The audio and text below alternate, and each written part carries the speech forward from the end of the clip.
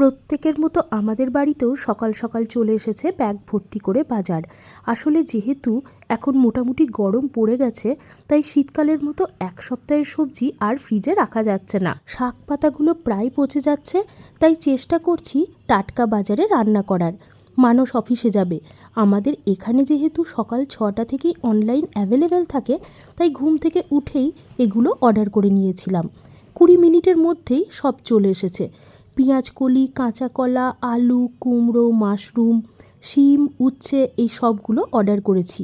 পেঁয়াজ কলি মাশরুমটা থাক, ওটা ভাবছি রুটি দিয়ে রাতে একটা তরকারি হয়ে যাবে।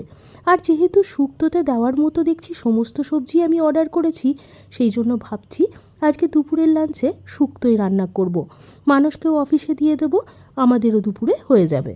মানস যখনই বাজারে গিয়ে সবজি আনে, গন্ধরাজ লেবু আনতে কিন্তু ও কখনোই ভোলে না। ও বলে গন্ধরাজ লেবুর রস কম হলেও সামান্য রসের সুগন্ধেই নাকি পুরো ভাতটা খাওয়া হয়ে যায়। তাই ওর কথা মাথায় রেখেই দুটো গন্ধরাজ লেবু আমি কিনেছি। রান্নাতে বেশি পরিমাণে তেল দিলে বা বেশি করে কষিয়ে রান্না করলেই যে রান্না সবসময় টেস্ট হবে তা কিন্তু নয়। অল্প তেল মশলাতেও কিন্তু ভালোভাবে রান্না করা যায়।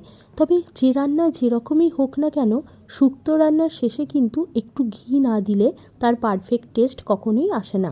উচ্ছেগুলোকে আমি প্রথমেই কিন্তু ভালো করে একটু ভেজে নিয়েছি। এমনিতে কখনো কখনো আমি সমস্ত সবজিকে একসাথে দিয়েও ভেজে নিই। আর বাড়ির থেকে মা তো অনেক বড়ি এনেছিল, ভালোই হলো আজকে শুক্তোতে ওগুলো দেওয়া যাবে। না হলে তো কেনা বড়ি আমাদের একমাত্র ভরসা। তবে কিছুতেই বুঝতে পারি না ডাঁটাগুলো সজনের না নাজনের।